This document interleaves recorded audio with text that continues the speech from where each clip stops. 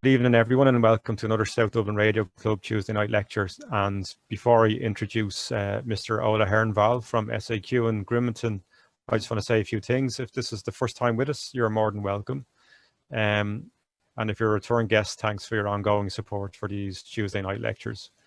So if it's your first time, just the background of these lectures is just to educate and inform and to promote amateur radio as a great hobby and a gateway to learn about science and technology. But these presentations are not exclusively aimed at amateur radio, and everyone is welcome. All presentations are recorded, and you can find our previous talks on our YouTube channel, and you can keep up to date with our activities via social media, and you can find the links to our website, Twitter, Facebook, and YouTube in the chat. We've pasted those links in there. And if you're a listener to shortwave, etc., you will also receive notifications of upcoming talks and events via the IRTS HF and VHF news service and via their website. The running order for tonight's talk is that the audience will be muted for the duration of the presentation, and for the questions and answer session, and to avoid audience members talking over each other, we'll take questions in the chat. My colleague Derek then will put questions to Ola, and in that way everyone gets to hear clearly what's asked and hears the answer clearly also. And then just a reminder for next week's presentation, we plan to have AirSat-1, which is Ireland's first satellite, the team who are developing the uplink and downlink comms for that satellite will be speaking next week. So on to my introduction, and I want to say that we're honoured and to welcome Ola Hernvall from SAQ Grimeton. Just a background on Ola: he's a Master's of Science in Electrical Engineering, and he worked for 35 years at Ringhalls nuclear power plant in Sweden, which is near Grimeton Station as well. And he's been a member of the Alexander Society and a volunteer at Grimeton since 1999. And during that period, he's been a guide for visitors, he's their webmaster, and he's responsible for membership. And he also teaches the in-house courses at SAQ since 2012. And he's a member of their documentation and archive project. So he's an eminently qualified gentleman with deep knowledge about SAQ Grimeton, and it's a great honor to have him here tonight. So you're very welcome, Ola, and thank you for joining us tonight. Thank you very much. Okay, you can see me already. Yeah. Yep. Fine.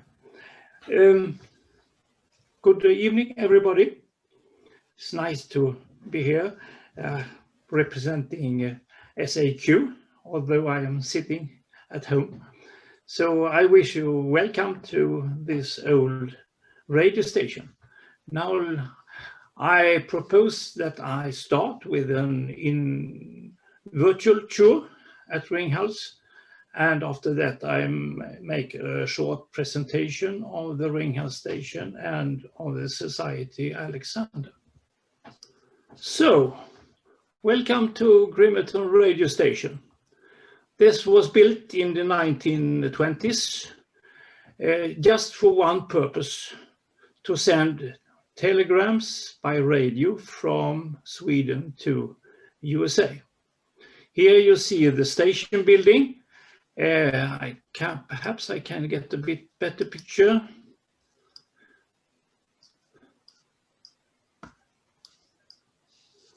I think I do it like this. No, it was not good at all. Here.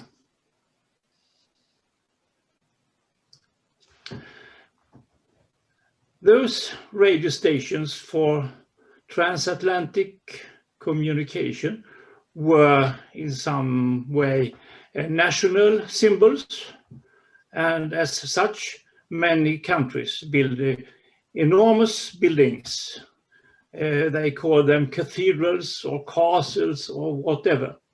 This one is in fact a very tiny building, just an industrial building containing what is needed and nothing more. So let's now enter through the door and check what we will see there. Here's inside the transmitter hall, and here it looks in another way than we are used to when we see radio transmitter stations.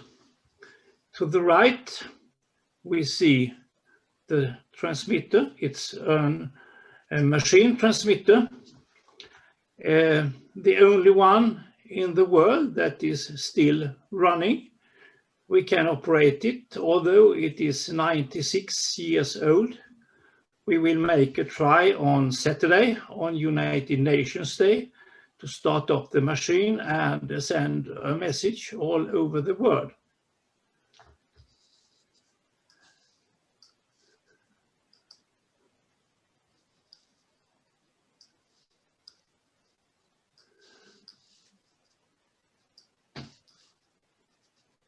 The unit has in about 3 major parts. To the right, we have a motor, a drive motor. It is an induction motor. Induction motors are well known to change their speed when the load is changed. But this one, we can keep a very, very constant speed.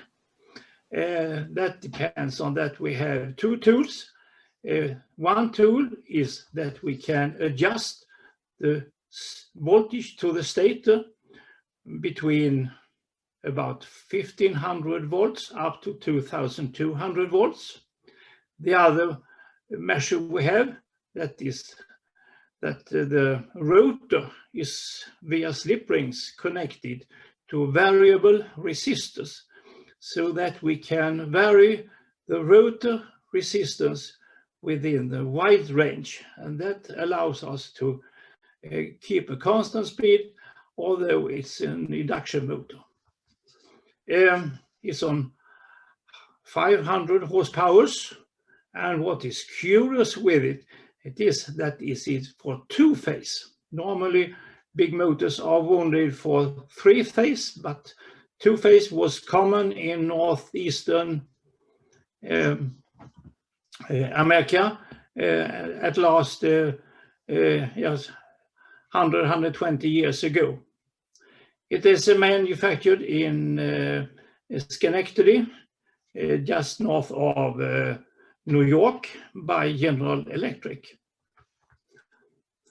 In the middle, we have a gear that is increasing the speed from the motor to the generator by a factor of 3. And to the left, to the left, we have the high frequency generator. This generator generates the transmitting frequency, which is 17,200 Hertz. This is an extremely low frequency to be a radio frequency. On the other hand, it's a very, very high frequency to be generated by a rotating machine. Normally on a generator, the rotor has windings to create a magnetic field. In this case, there's no winding on the rotor. The rotor is a disc, 1.60 meter in diameter. The width is about 8 centimeters. And the outer edge of the disc, there are milled 488 slots, meaning that 488 teeth are remaining. And the slots are filled with brass for special reasons. The disc is embraced by the stator, about like a horseshoe shaped. And here you can see a winding. There's a similar winding on the other side. This is the excitation winding. We send a DC current through this winding, creating a magnetic field that passes through the stator and also through the teeth of the rotor. When the rotor rotates, then when there is a teeth in the path, steel tooth in the path, then the magnetic field can pass. But when there is a brass in the path, it's completely stopped for the magnetic field. So these teeth, they chop the magnetic field, and with the speed of 35.25 revolutions per second and 488 teeth, if you multiply that, you get 17,200, which is the transmitting frequency. The variations in magnetic field are collected by so-called anchor windings. On each side there are 32 anchor windings. Here you can see the connection to the anchor windings, and why conductors are leading the current away. Each anchor winding produces 100 volt, 30 ampere, that means 3 kilowatts. There are 32 on this side, 32 on the other side. 64 times 3 is 200. 200 kilowatts is the output from this machine. And the antenna current, the current from the machine is led through these conductors here over to these transformers. And now I'm going to try to go away to these transformers here.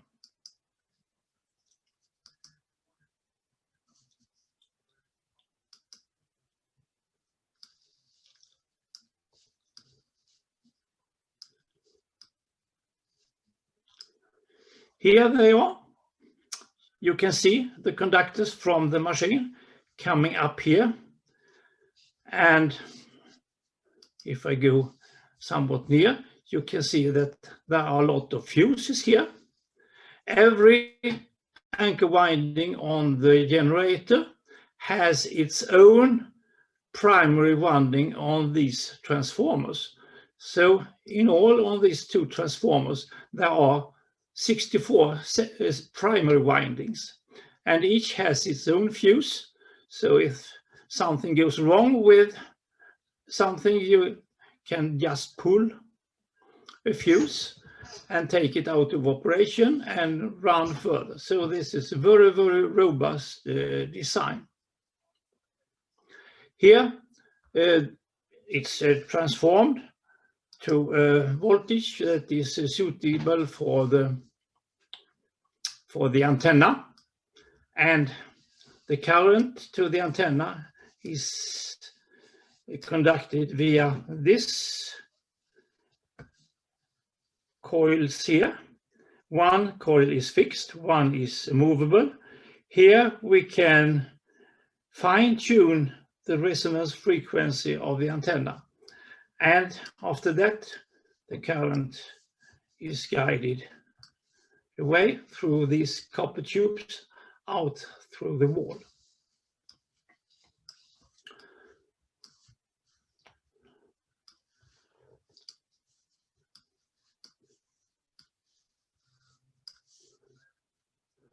Go down a little. The keying is taking place here too. Here you see two round containers. They are so-called transductors. A transductor is a variable inductance. It's an iron core with two coils. Is actually as a normal transformer. It's known that a coil without an iron core has a certain inductance, but if we insert an iron core, the inductance will be very much increased. In this case, we have 2 windings, one for the AC, and the other we feed with DC. And the DC winding, if we bring DC through it, it will in some way saturate the iron core, and an iron core that is saturated is worth as no iron core at all. That means that we can adjust the inductance in the AC winding by a rather low DC.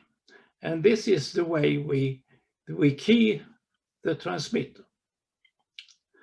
The AC winding here is connected to the antenna via a 3rd winding here in the transformers.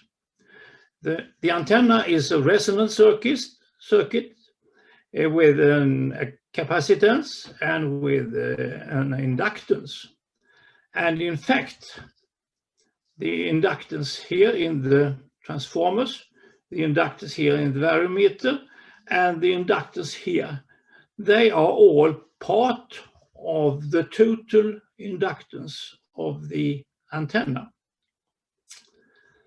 That means that if we change the inductance in these transductors, we also change the resonance frequency of the whole antenna.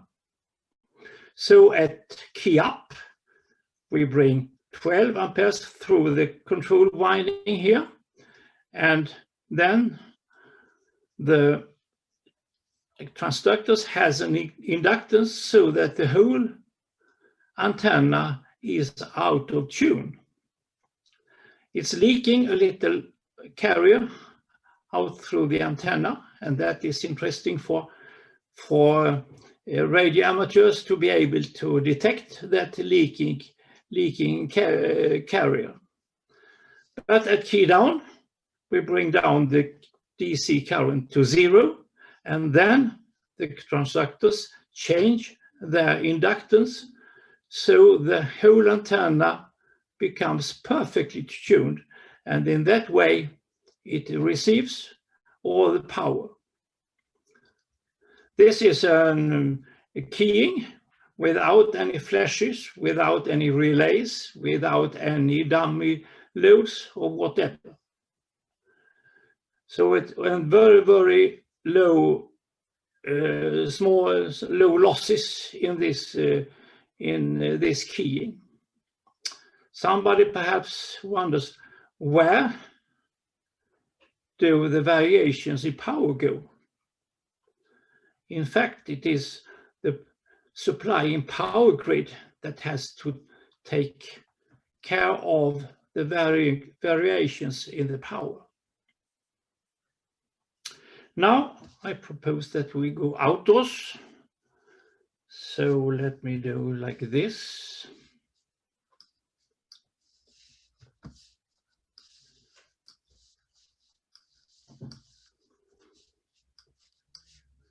I have problems too.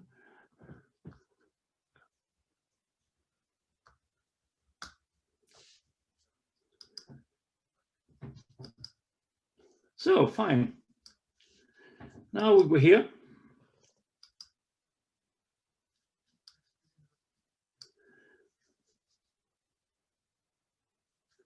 Here comes the antenna current out through the wall, 2 conductors, and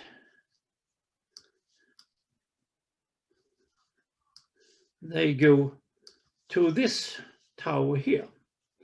One of the conductors is connected to the Earth system. There is one connection here, but there are 10 further connections. 5 on each side, 5 on the western side, 5 on the eastern side, and they are connected to the Earth grid about between 100 and 300 meters away from here. That's common for the whole antenna, that we spread the current to the Earth system as much as possible. There are in fact 80 different points where the antenna go into Earth. The other part is connected to the top wires of the antenna. You see the insulators for the top wires here. 8 wires are ascending up here. Try to get a better picture so you can see it here. And from here, those 8 wires continue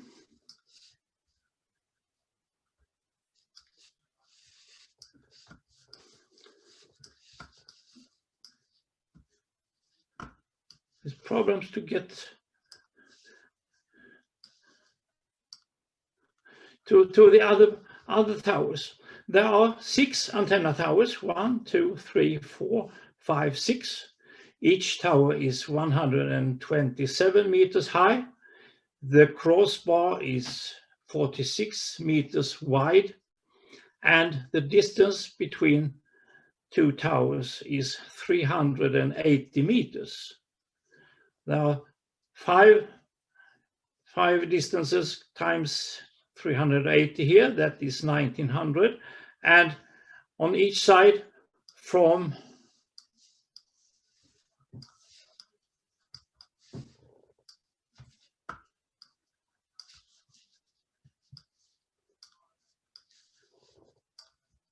this was more difficult than I thought.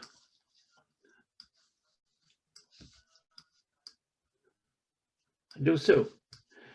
Here we have a distance of about 150, so that the whole antenna is about 2,200 meters. The inductances of the antenna is composed by these coils, about 2.5 meters in diameter, 2.5 in height. It's Litz wire, 80 turns. The inductance is about 11 millihenry. There is 1 coil at every tower. The effective radio waves from this antenna are those that are vertical polarized. So from each intermediate tower, there is a vertical down to each own coil. So there are 4 verticals, 4 coils here, and also at the end towers there are coils, and the conductors up and down has a vertical component. So we say that we have 6 parts that are radiating here.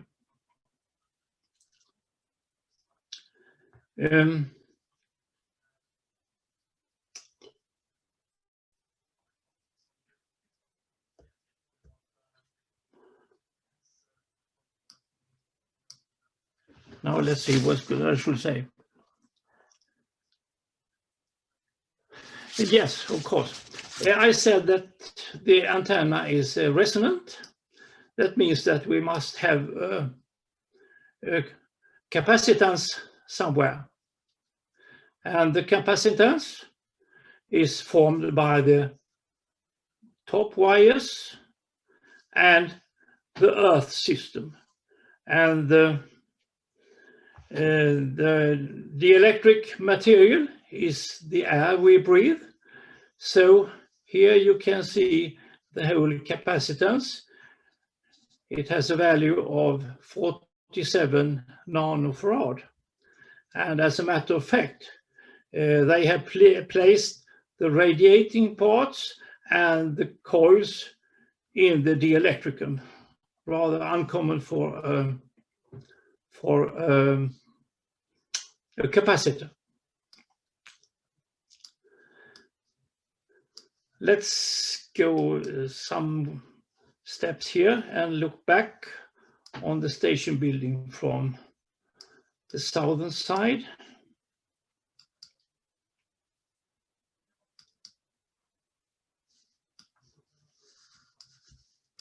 That was too much. This is how it looks. And I will also show you another thing when we are here. We have a low periodic antenna near the station. And believe it or not, today the amateur station SK6, SAQ, are using this antenna when they transmit. They also have another antenna, a smaller low periodic antenna.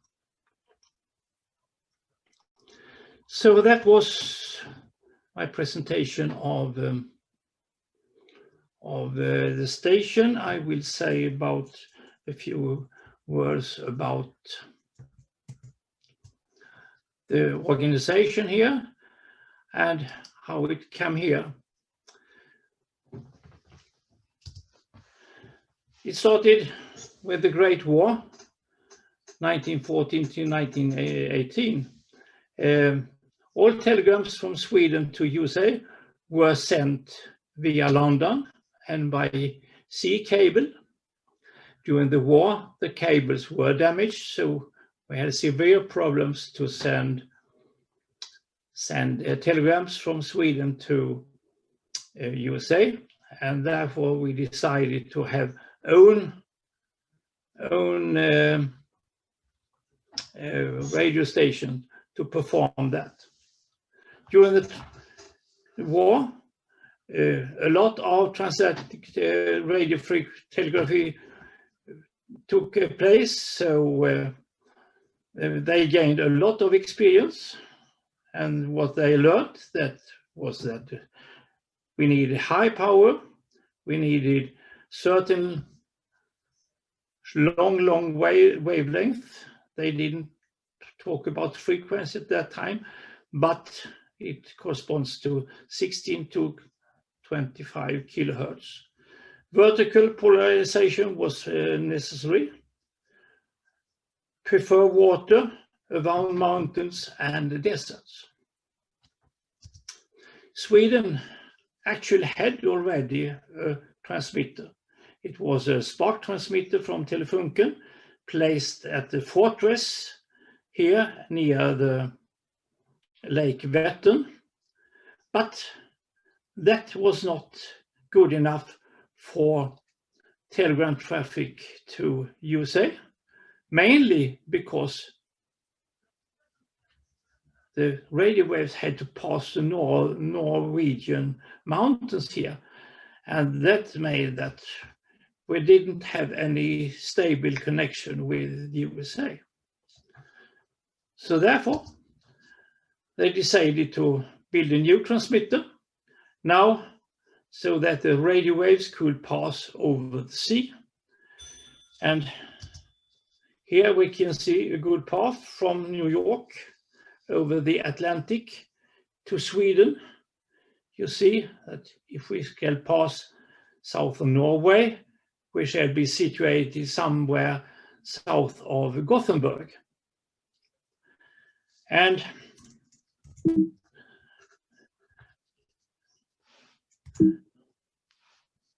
now I have a serious problem here. What happens? Fine. Military authorities said we shall be one gunshot from the coast. There was need for good ground conductivity. It was heavy equipment. The antenna towers had a total weight of more than 800 tons. So therefore, it was required to have a railway in the nearness of the station. And they found a good place, Grimeton, south of Gothenburg and east of Varberg. And General Electric in USA was chosen to deliver the transmitters. They were the so-called Alexanderson alternators. Here you can see the place where Grimeton is situated. Some words about Alexanderson. He was born in Sweden. He studied in Stockholm, but Stockholm did not have any education in electricity, so he had to pass to Berlin to get that, and after that he went to America. He got job on General Electric in Schenectady, about 200 kilometers north of New York. After 2 years, he got a special job there. It was to design a generator that was able to produce 100 kilohertz with high power. His colleagues said that is completely impossible to do that. But he tried, and as they said, the impossible takes somewhat longer time. So after 2 years, he had a machine ready. He did not reach 100 kilohertz. He reached about 60 kilohertz.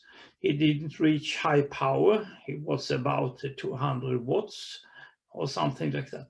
But it was ready, and the first transmission with modulated carrier took place on Christmas Eve, 1906. That was, of course, they had earlier was made transmitters for continuous waves, for example, arc transmitters. But this one he could modulate it, and he went on developing bigger and bigger alternators, and the final alternator was the 200 kilowatts machine that was installed in 1918 outside Brunswick.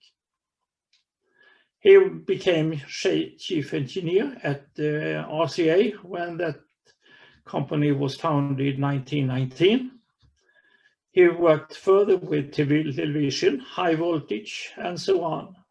He received 345 patents during his life, and he got the last when he was 95 years old. He died when he was 97.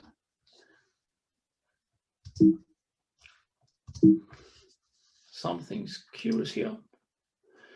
So fine. Construction took place from 1922 and should be ready about late 1923. But there was a strike in the steelworks, so the station was ready in the autumn 1924 and was taken into commercial operation in December. Inauguration by the Swedish king in July 1925. It was out of date already at the commissioning because shortwave began to develop very, very rapidly. In 1923, an English amateur got contact with New Zealand, and then everybody understood that shortwave was the future. Even Alexanderson was fond of the shortwave, so he abandoned his machines and started developing shortwave with the tubes. 20 Alexanderson 200 kilowatts alternators were made. We had in Grimeton 17 and 18. They were always mounted in pairs. 17 was scrapped, but 18 is what we still have in Grimeton. 2 more were sent to Brazil, but they were not erected there because of the coming shortwave. They called alternators dinosaurs, of the radio history because of their size, and they were expensive and so on. In Grimeton, we sent telegrams to USA via SAQ. Our sister station, Karlsborg, sent telegrams via radio to Amsterdam, Paris, Warsaw, and Baltikum. A receiving station was placed 30 kilometers in south of Gothenburg, in town of Kungsbacka. Many other countries took their alternators out of operation already about 1930, but it was a very good business for the Swedish telecom, so we were late with introducing shortwave in Sweden. The first shortwave transmitter in Grimeton came in 1938. It was a Collins 800 watts machine transmitter. During the war, 6 more shortwave transmitters came to Grimeton. We got new destinations depending on the war, and the SAQ machine transmitter was used by the Swedish Navy for messages to submarines. It's a matter of fact that this very, very low frequency, 17.2 kilohertz, has a special property. It can pass down in water, even under salt water. So, for example, in Nordic Sea, Grimeton can reach a submarine at the depth of 20 to 30 meters or something like that. After the war, almost all telegrams were sent by shortwave. A total 16 shortwave transmitters were installed. We are living near the North Pole, and at times of northern light and such, we have serious problems to reach New York from here, and also the opposite. In those occasions, they had to start the old machine. It could always reach New York without any problems. It was also an operation for the Swedish Navy. They were used very little, so auxiliary systems and operation panels for one of the machines were removed in the middle of 1950s, and the first machine was demolished 1960, but luckily we kept the second machine, that is the one that is here now. And after 1968, SAQ was not used at all. It cost a lot to maintain the building, so there was a threat to demolish SAQ 1995. It was even so that they performed the last transmission to a meeting in London. But people who worked at the station and lived around, they couldn't accept that the old station should be demolished, as it was in a very, very fine condition. So a resistance movement was initiated. And the result of this resistance movement was that SAQ was appointed notable building. As such, you are not even allowed to change the color of the building, absolutely not demolish it. And those people who started this resistance movement, they also started the Association of Friends, Alexander, which I represent.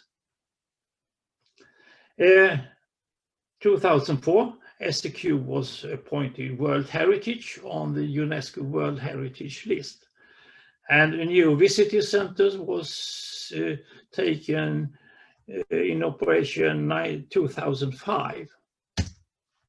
Today, SAQ is owned by a foundation World Heritage Grimeton Foundation.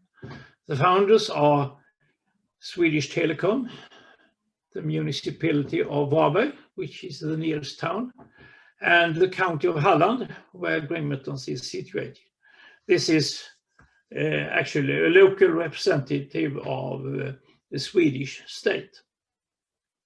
We have about 10,000 visitors per year, which is too little. In fact, we are trying to get more. Besides us, there are also a company, Terracom, which operates TV and FM broadcasting. This is the visitors building with a glass wall towards the antenna park. You can see the old station nearby here. A few words about Association Alexander. We are about 650 members. 20 of us are deeply involved in the activities of the society. We have among these 650 members, we have about 50 international members. Most of them are from Germany, but from other countries also. Holland, Great Britain, from France, from Italy, from Czechia, from Finland, from Denmark, and so on. And what would we do? We maintain the old transmitter, and we also run the transmitter. We have regular transmissions over the antenna 3 times a year. On the Alexanderson Day in the beginning of July, early on Christmas Eve, that is to celebrate the first transmission, 1906, and also on United Nations Day. It's UN Day on Saturday, so we have a transmission at 4 o'clock your time. In the summer evenings, we start the machine for visitors, but we don't transmit over the antenna. We also have training courses. We have had training courses every year since 2008. We just now have a documentation project running. We support the World Heritage Grimeton if they need help. We issue a newsletter called Alternator to our members. We have 4 issues every day, and by that we inform our members what's going on in Grimeton, both in Alexander and in the World Heritage. In Sweden, we have a tradition at Christmas time to make copies of famous buildings in gingerbread. So here's what we found one Christmas when we came to the station. Thank you very much for listening.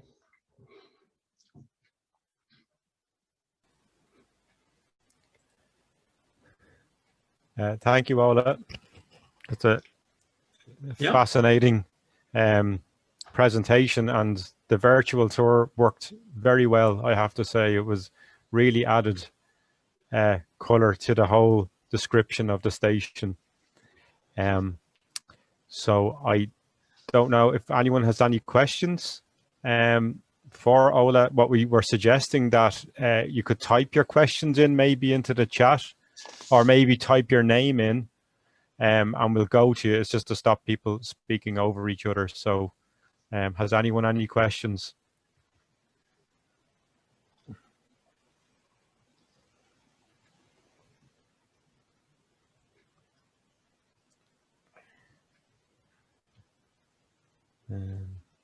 Joe has a question there.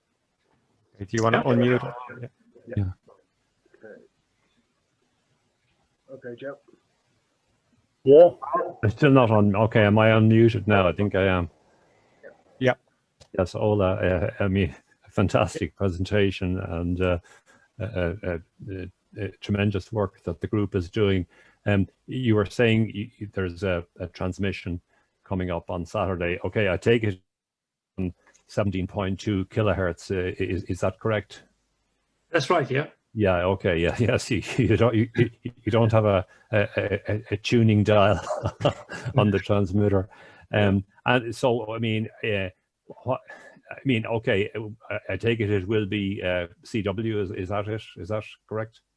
Yeah. Okay. Exactly. Yeah. And I mean, have these transmissions been received, around the world, across the Atlantic or anything, or is it very much of a local thing? I'm wondering what type of receiver would be needed at that frequency. What receivers? Yeah. There are two types. Of course, many has found owned communications receivers with these low frequencies on them, but many build converters that converts 17.2 to frequency that they have on their ordinary receiver. Nowadays, very many uses their computer. They make a small antenna and put the contact in the microphone contact on the computer, and they download a program on the internet, and then they have a receiver for SAQ. It costs about 100 Swedish crowns, 10 euro or something like that. So it's actually very easy, if you have a computer, to receive via a computer. Programs for receiving, you can find them on the internet, download free. Okay. Yeah. If you had good ears, you could perhaps hear it. Yeah. The problem receiving Grimeton is local noise, motors, washing machines, dimmers, and so on, for traffic. So many has to go out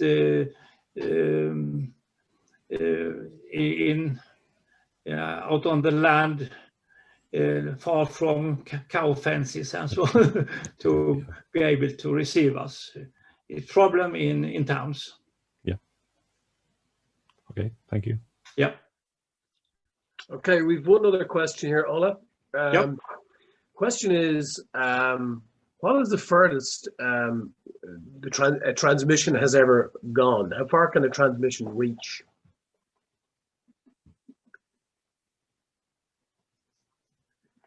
The first transmission. How far? What's the furthest transmission? The furthest. Yeah, the furthest. Yeah. Do you mean how far you can reach? Yeah. In distance. Yeah. Yeah. We have got a short report from what is those islands outside Madagascar? A small reunion. We have got a report there. There are people on Tasmania that say they have heard traces. If it is true, we don't know, but possibly even Tasmania, south of Australia, can have heard us. The North American East Coast can hear us almost every time we have transmission. We have heard very easily over whole Europe, but Japan has tried to catch us. American West Coast, San Francisco tries to hear us, but has not been successful yet. Very good. Just comments here. Great presentation. Thank you very much. Very fascinating history. So Chico's just asking, when is the station operative? It's 4 p.m. Irish time. And for how long do you transmit on Saturday? On Saturday, normally we start the machine about half an hour before the message shall be sent. So your time, I think we start the machine at 3:30, and at 4 o'clock we send the message, and the message will take about 5 minutes or something like that. Very good. Okay. I have a question here from Adrian. What type of training courses are given? We give a training course in how to operate the machine. That is very important, that we always have people who can run the machine. So at present we have 5 persons who are deeply involved in the machine. About 20 knows how to run it, has checked it and tested it, and can learn if they get the chance to run it. But it's not so many times that you run the machine. We start it once every 3rd week or something like that, except in summertime. Then we start it every week for the audience. Very good. And the course is how the machine is designed, all the auxiliary systems and electricity systems and so on. And this is actually, with Zoom, this is a possibility to give a course over the whole world. In fact, we don't need to even to be in Grimeton. If you want a course, we could fix it. Very good. A question from Keith, which kind of follows into that a little bit. How many people are required to operate the station? Pardon me? How many people are required to operate the station?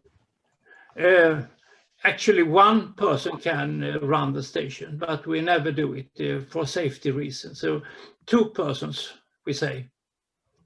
Very good. That that was normal when it was a commercial too. 2 persons working on shift. Very good. Have you heard of anybody using an SDR to receive the Grimeton? SDR? Yeah. Is there an SDR that can be used? Yes, it becomes rather common, in fact. Okay. And many people listens to Grimeton via an SDR receiver in Netherlands, Twente. So excellent. People in Japan and so on who cannot receive us the ordinary way can see us. And now we also stream the operation on YouTube.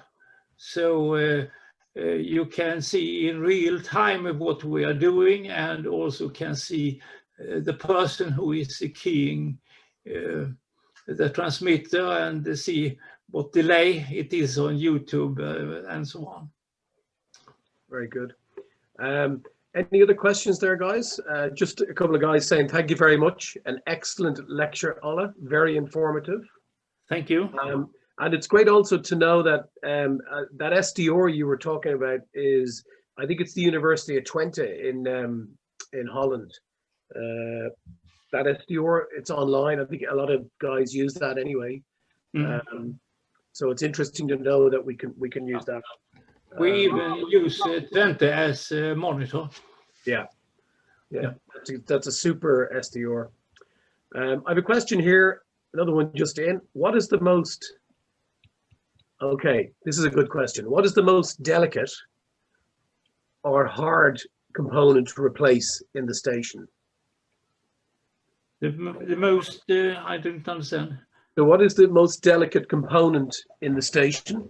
The delicate component? Yeah. And then what? Well, good question. I would say delicate. I would say that it's the high frequency generator.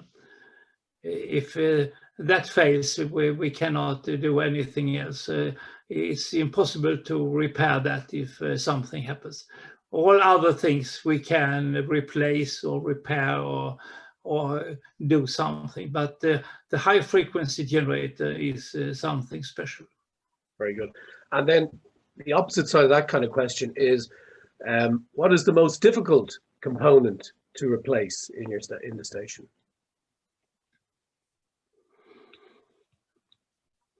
Yes, I would say that it's completely impossible to replace the high frequency generator. Otherwise, I think that we can fix most of it. Many components, we have redundancy. We have 2 of them, so if one fails, we can within half an hour restart again. We care about the drive motor, but I think it's no problem to rewind it if something should happen with that. Yeah. And otherwise, there are no curious components. Very good. Okay. I can say that there are no electronics at all, no tubes, no transistors. We have 2 diodes. That's the only electronics we have in the station. Yeah. Okay, that kind of answered the question one of the guys brought up, but he was asking, is the station running on valves? But I suggest just watch the video back on YouTube, because this is as Ola said, this station is a hardware station. It's all heavy metal, really, pretty much. Anybody else got any questions? Oh yeah, here's a good one from Keith. Is there a radio club operating from the building on a regular basis, or is it just for special occasions? Radio club. We don't have any radio club. We have a radio station. You mean amateur radio station? Yeah. Yeah. We have a radio amateur station. 2 people, two amateurs are running that. They are there several days a week. SAQ, SK6 SAQ. On special occasions, they also have it open. And visitors who have a license are allowed to use the station. Is very popular, but by amateurs who are visiting us. We have 2 sets of transceivers with amplifiers, and we have 2 antennas. Very good. I don't think there's any more questions, guys, anymore. I don't think there's any more questions, Ola. If there, I'll just hand back to Adrian now. That's okay. Yeah, and I can say, if you have any more questions, please send them to Adrian. Adrian has my address, so I am happy to answer and help you if you want some more information about the Grimeton Radio Station. Okay, Ola, thank you so much. I know it's later than it is here in Sweden, so we've kept you past your hot chocolate and bedtime. But that was a very comprehensive presentation, as I said earlier, and the detail you explained, the technicalities and the history were really, really excellent. I don't know if you tried this before when we spoke ourselves earlier, but as a presentation, it really works. So maybe it's something you could do for other people as well. You've put it together very, very well. So thank you so much.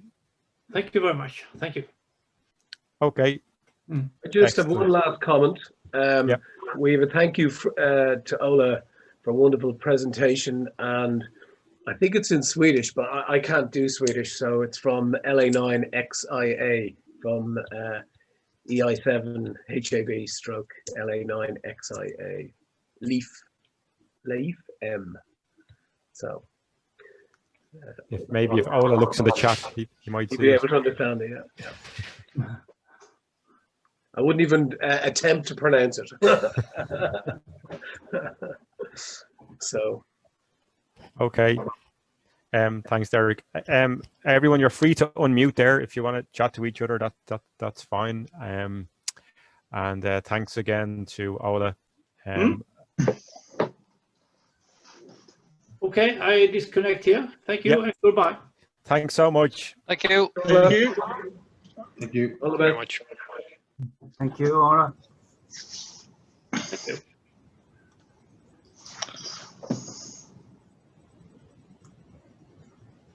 And just before everyone starts to talk, any visitors to tonight who are not club members, thank you so much for attending. Your support is valued and welcome. And if you go to the top of the chat, you will see the links to our club YouTube channel, Twitter, and website. So this presentation has been recorded and you'll be able to view that back. And our previous presentations have been recorded also.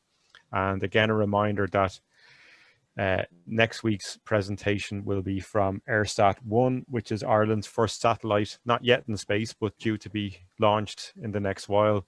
And it's from the uplink and downlink comms team, Dermot, and I can't remember the other guy's name, but I think there'll be two presenters there, and that will be the same time next week.